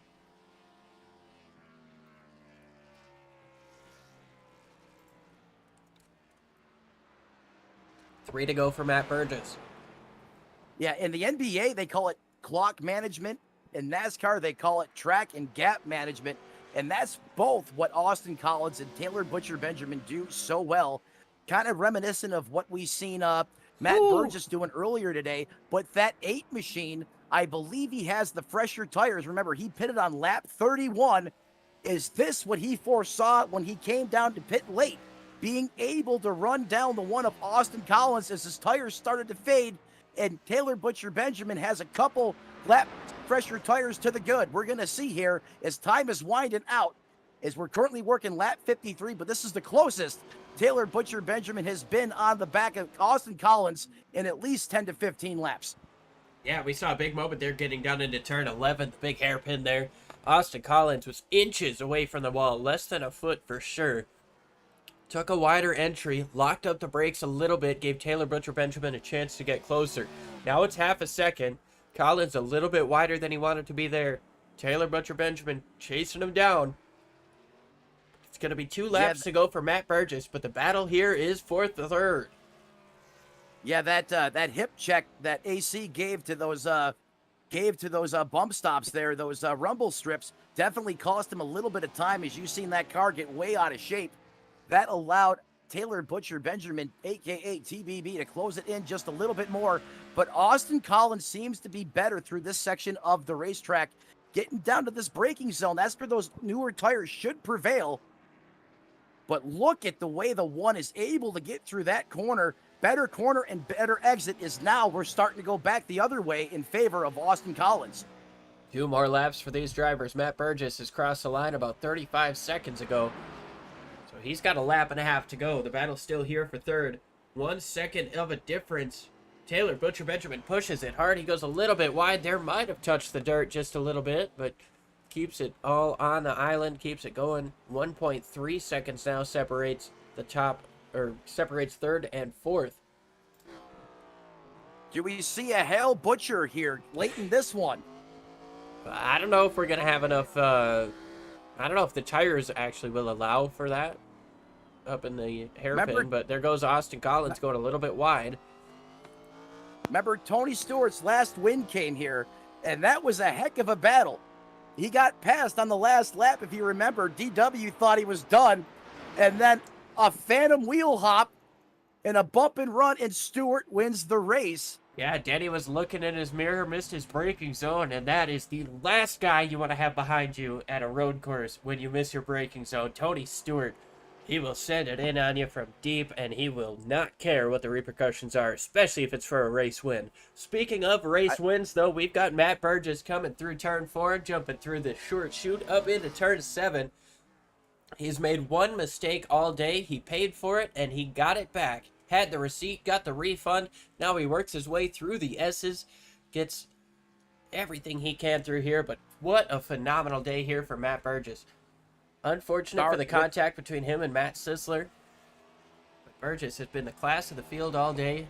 Sisler did everything he could to chase him down, held on to the race lead for a little bit. Burgess chased him down, and now he's got one more corner to go to take away his first win of the season in that Drink Nuka-Cola Chevy Impala SS. Through turn 11, coming up into the final little kink here. Across the line, it's going to be Matt Burgess, winning here in the Dynasty Racing League at Sonoma. Dominate the racetrack and then pop wine bottles. Champagne will fall from the heavens here in wine country is the 12 of Matt Burgess, able to outlast and outmuster the 93 of Matt Sisler as they put on one heck of a show. And how about the rest of the field? Austin Collins, Taylor Butcher Benjamin duking it out until the last minute. He tried the Hail Melon, not that he was on the wall there, but he gave it everything he had, trying to outbreak the one of the corner. But the one is going to prevail for that P3 and final podium position. Coming in fourth in a well-ran race. Very exciting, especially near the end. That is Taylor Butcher Benjamin coming home in fourth. A lot of great battles. Brorby completing this lap, I believe, will pass Mike Lemon.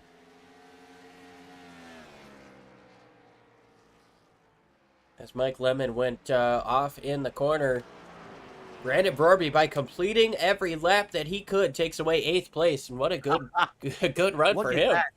Tell you what, that's a perfect example of why you stay in it to the end. We're going to watch Matt Burgess, I don't know, burn it down. Go through the results real quick. Someone give that man. Sorry there, Matt Burgess gets the job done. Matt Sisler, Austin Collins, Taylor Butcher Benjamin, Thomas Harmon, Jacob Glodulich, David Wright, Mike Lemon, and Brandon Brorby. I believe Brorby passed Lemon, though, on the last lap with where they were when they crashed. So we'll get that double check. Burgess burned the house down here, literally in wine country, as he's now sitting on the racetrack. No smoke show. I thought for certain he's going to burn it down, but hey, look at the sportsmanship here. The 93 is going to pull up next to him, say, hey, man, that was a great race, great competition out there. And that's what you expect of these two high-caliber race car drivers, like you see in that 12 and that 93. What a battle they put on. It was certainly fun to watch, and hopefully everyone at home that had it dialed on the SRM YouTube channel thought so as well. Smash the like button, ring the bell if you want to become part of the SRM family. It's that easy to do so. Don't forget 7 nights of racing action, as we still have yet to do our interviews and talk to our top 3 finishers here tonight. And that's going to be the Austin Collins in 3rd, Matt Sisler in P2. And you know who made it rain here in Sonoma, the 12 of Matt Burgess. Matt, I believe you've got Matt up in the booth. Matt Burgess, Matt Metler, up in the SRM booth. You got me, bud. Yeah, I got you. What a dominating performance here this evening in prime time. It looked like that 12 machine was a slot car on rails. In this track, I mean, I went out there and turned some laps. It was slick. I was all over the place. I couldn't believe the type of throttle control you needed just to make it one lap around this place. I was holding on for dear life. And you go out there and you set a dominating, blistering pace How did you execute over the course of that 55 laps? How did you make it look so easy? Oh, I didn't feel easy going that. Um, a lot of it had to do with, you're not getting full throttle and I mean, for the most part, you're running third through, throughout most of the track because there's just so much power in these engines that if you run, like second, it's just too easy to spin the rear tires. So it's just, I mean, you're not giving it the full engine in this track with this car. That's a great point because, when I went out there to turn some hot laps, I mean, I couldn't even keep it on the track. I mean, I was trying to just feather the throttle and those tires were breaking loose on me. And certainly sometimes the camera doesn't do, the skill justice in what you did in that race car. And this was certainly one of them. But we went on board and we just seen how hard you were working. Talk to me about that battle with Matt Sizzler. I mean, was that one of the better battles in the road courses that you've experienced as of recent? Because I know it was fun for us and everyone at home to watch. Oh, definitely. He picked up quite a bit of speed in practice and then qualifying. So I thought, well, we'll see what happens, once you're wearing your tires and that, see where that ends up. And he was right there, and there's kind of back and forth until the pit stops. Each of us make little mistakes and lose some time and then gain some time. On the pit stop, coming out of the pit, coming up the hill there, I actually got in a little too hard and spun off. And then I was behind him, and I actually ended up, putting down some fast laps, catching up. And then he made a little mistake out of the hairpin, and then got him on the front stretch. And then I just went in to cut in back behind him when he got to the top of the hill, and I just misjudged, how much speed he would be carrying through that corner. And as soon as I touched his rear and it picked up, that even cost him more speed because his tires are off the ground, and ended up turning around. I feel bad about that. That's not how I want to win, but I mean, sometimes that's what happens on these road courses. Yeah, certainly just a byproduct, like you said, of this type of racing, certainly not intentional. You mentioned when you came off of pit road, was that just a byproduct of those tires not being up to temperature when you had that miscue? Oh, definitely. I knew there because that first lap they're pretty slight and you can't actually go as fast as you want to.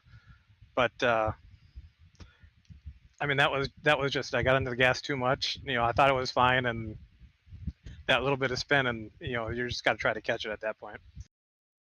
And then being able to have the poise, the calm to just go out there and execute, regain control of the race. And once you did that, you never looked back. In fact, you set the fastest lap of the race, 1 minute, 17 seconds, 0.60, when you were running down that 93 machine on the racetrack. Certainly, again, so fun to watch. It was certainly exciting. You guys, the Matt and Matt show was alive and well here tonight. Matt, before we cut you loose, who do you want to thank? Who helps you get it done on that 12 machine? Well, I gotta thank Chevrolet. I switched over to Chevy this time, and the speed picked up from the Dodge, and put it in the winner circle. So, gotta thank them, and thank my teammates Thomas Arman and Austin Collins. I know they were struggling a little bit back there, but I don't know. For some reason, I enjoyed road courses now. I don't run road, outside of NASCAR. So I don't know why. It's just something clicked, and within the last couple of years, I just been running them real good. So that's what I look forward to is these road courses. Yeah, I was telling my broadcast partner, next time we go to this track, I want to be on board sitting shotgun with either you or the 93 calling the race, because that would be one heck of a ride out there. It was that fun to watch. He's your winner, getting the W here from Wine Country tonight. Absolutely clutch, dominating performance. You heard from the winner right there. That is Matt Burgess, the driver of the 12. Liam, back to you, brother.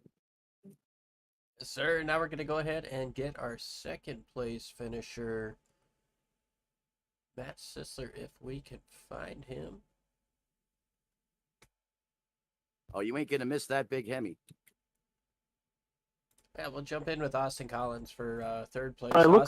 Austin, sorry to have stolen you from mid-chat, but you got third place here today at Sonoma. Kind of walk us through your day. Those two leaders out front were clearly on a different level, but you and Taylor Butcher Benjamin battled hard, and throughout the whole race, you were able to get that podium finish. Yeah, those two were on out there. I was actually talking to Matt there, trying to figure out what went on there. But yeah, those two were incredibly fast. Like I said, coming out of third place isn't bad. I'm not a road course guy; can't stand them. These Gen 4 cars are something. I don't think I went full throttle the whole race. Um, and I was at lap 50. I was ready just to fall over dead. So I'm happy it's over with, and I'm glad I got me a P3. Yeah, it was definitely a strong run there for you. Did you have any sort of concern when you saw Taylor Butcher Benjamin staying out so long? Uh, kind of not. I knew I messed up qualifying, and so I was behind him to begin with. But I ran him down that first run there. Um, and whenever he stayed out, I think I had like a 5 second gap, but I think I made a mistake, and it got him a pretty big, cut my gap pretty big, and he was able to catch up to me. But I knew if I just kept it on the track, I know it's really hard to pass. But it was a lot of fun racing Taylor there. Like I said, these cars were a handful, so just trying to keep it on the track was the hardest part, and having him, in the mirror right there, just hounded me the whole time. Really, didn't help me out a lot, but kept me honest. Well, kept you honest, kept you on the podium with that fantastic defending there, and Taylor Butcher Benjamin is definitely not one to take lightly. But you come home in third place, kind of played your same strategy or a common theme, I guess. You work your way through, you find yourself there at the end. Who do you want to thank for getting the job done here tonight? Yeah, first I think Matt Burgess a lot. He helped me out before I even got into the session. He was telling me a little bit about just what gears to be in around here and stuff, and that helped me out a lot. So big shout out to him. Shout out to Thomas for hanging out with us as well. You all for doing the broadcast. JP for putting on the league, and all the drivers that show up every week to race with us here. Awesome stuff. Appreciate you, Austin. That's your third place finisher here from Sonoma. And now we are going to get Matt Sisler. Very likely dejected Matt, but Matt Sisler, you come home second. It doesn't tell the tale of the day. Kind of walk us through, well, that first half of the race, chasing down that 12 and the way you guys were racing. Yeah, the first half of the race was really good. He was fast. I knew I'd be up against it trying to stay with him, but I was happy with the qualifying from our Apex Technologies US Dodge Charger. He got away from me, and then I kind of switched my driving a little bit, and I kind of could pull him back in, but I didn't want to get too close. I didn't want to make contact with him. The last thing I'd want to do is knock somebody out of the way. But I mean, I was trying to stay with him, and we got inadvertently the undercut, and I don't know. I think he spun off pit road, and that gave me the advantage, and he ran me down. And is what it is from there. Yeah, we had talked. Matt talked to Matt as well, and he said it was kind of a misjudgment from his part. He assumed there would be. He said he assumed you would carry a bit more speed, and then when he didn't, it just got up under you, and it was kind of on from there. So tough when you get up under a car like that, but you guys ran a super strong race. You guys were racing side by side, door to door. Kind of walk us through that battle you guys had door to door before the contact. Yeah, I got out ahead of him. We made the right call, and he ran me down, and I was trying. It was like inverse of the previous stint where I was running him down from behind. And I did make I heard him. I did make a mistake out of the hairpin, and he got a much better run than I thought he was going to get. I made a mistake, and he got a really good run out, and we were side by side up there, and I get it. I get what happened. I watched it back. What I did was I knew I had gone in a touch too deep for my liking, so I knew he would try the crossover, I tried to just put my car in front of him, and I forgot this isn't an Xfinity car, an X Gen, or a truck, or even a Gen 6 or COT. You can do that there, and if somebody hits you in the back, you're not going to go around. But he hit me in the back, and around we went. Yeah, it's a tough break for you there, and obviously racing for the win. You still come home second, though, a super strong run, able to stay about 10, 12 seconds in front of Austin Collins. Matt, Sorry. Oh, sorry, I was going to ask Matt, you got anything for Matt? Absolutely. Hey, man, I know it's second place is not what you wanted, but that was by far one of the best drives I have ever seen out of you in the 93 Evernham Dodge, carrying that banner for all of us Mopar fans. Watching you run down the 12th, that was just masterful, using up every inch of that racetrack. Little bits of the grass didn't make you flinch. You ran them down. Then that side-by-side battle, how did you guys pull that off? I mean, I tried to run a lap around this racetrack. I couldn't even keep it in the ballpark, and you guys were putting on a clinic. I mean, door to door around through the elevation changes and everything else. Matt, that was a heck of a drive. I know you wanted a little bit more, but my God, hang your head high. That was so fun to watch you go out there and execute. And I just want to let you know, man, job well done. The fans loved it on the YouTube stream. And keep that momentum rolling, man, because good things will happen, bud. I do appreciate it. Yeah, if I expected something like that on the last lap, I'm just more upset that it was that early that he got into me, and I do appreciate it. We had a strong car, and in the tail of the tape at the end, me being that far back, it really doesn't indicate the speed we had because I cooked the tires when I spun. And then it was just, the last few laps, it was clear I wasn't gaining and I was losing time. So it was just, I'm already upset. Don't make yourself more upset by putting the car in the fence because, you over rev the throttle coming through turn 10 and spin it into the wall or, wheel hop under brake into 11 and crash, it was just trying to bring it home. But, I do appreciate it, and it is what it is. I'm frustrated, but these things happen. No, you're absolutely right. They do. But like I said, what a drive. What a performance. The Matt and Matt special out in front tonight, reminiscent of what Dale Jarrett and Dale Sr. did back at Daytona. Just you two were the class of the field and so fun to watch. Great job. Great execution by both you guys tonight. And I'll turn this back over to my broadcast partner, but I just wanted to pump you up a little bit, man. That was a heck of a performance. Appreciate that, man.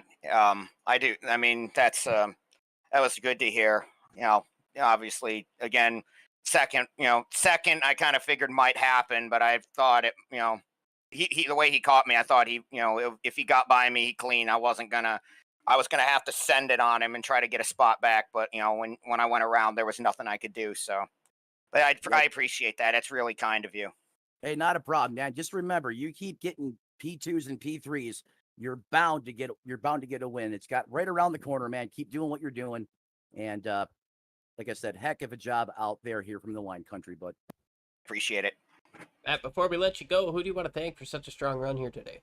Well, obviously my spotter and crew chief, Jai Baxter, aka Physics, he was talking me through that, and after and not to harp on the spin, but after that happened, he kept me calm and focused because it was like I could have there have been times in the past where something like that happens in a race and I lose it. And he kept me calm. And, so did my stream chat over at twitch.tv/thismoneygaming. I have to plug it. Obviously Apex Technologies US, apextechracing.supply, title sponsors for Apex Tech Racing, TPI, Meridian, HD Anywhere are sponsors. My sponsor, quote unquote, Rowdy Energy and Hugger Oranges, Pro Sim Rigs, theirs as well. And then you guys as well for always putting on a good broadcast. I'm sure when I go back and look at it, it'll be fun to watch. Maybe not tonight, after what happened on lap 40 something, lap 39, but ironic, it happened on 39 and I'm the 93. But thank you guys for putting on a great broadcast, and you guys do an awesome job with this and MDRL. So I appreciate it. Awesome stuff. We appreciate you, Matt. Congrats once again on the second place finish. Thank you guys. I'll talk to you later. All right. Well, that was our top three. We got her done, and some lengthy interviews, letting these guys kind of speak their feelings a bit more. These guys run clean, super clean races. They get done quick, so definitely enjoy having the extra time to talk to these guys more in depth about their races. But Matt, that's going to do it for us. 55 incredible laps here at Sonoma. Matt Burgess gets it done. Matt Sisler in second. Austin Collins comes home with the third place. What are your final thoughts here? Everything we expected and then some. Just mastery of the mats here at the road course. High octane, the action, the drama. This had everything. Matt being able to just continue to dominate. Matt Sisler not self-destructing, like he said, and being able to stick with it. The late drive by Austin Collins, Taylor Butcher Benjamin, that classic battle. Wine Country always comes through, and another flag to flag, nonstop coverage here for the DRL series. I mean, these guys are masters at flag to flag runs. I know it was a road course, but I didn't see a caution coming out, even if we were at an oval track. So just high octane energy or high octane action.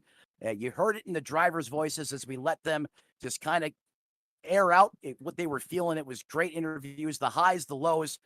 Just loved everything about tonight. And don't ever say 9 cars can't put on a good show, because just remember this race. That'll prove you wrong every time. And can't wait to be back up here with you next Saturday as we write the next section in the history books right here in this season of the DRL Racing Series. That's going to do it here for us on Sim Racing Media on the Dynasty Racing League. Go ahead, hit that like button, subscribe, all the fun stuff, hit the bell. Got fantastic racing 7 nights a week. But we're going to catch you guys next time. We'll be live again tomorrow night on Sim Racing Media. But the Dynasty Racing League comes back next week for Daytona night. We'll be there for that and catch you guys at the same time. Thanks for tuning in, and we'll see you next time.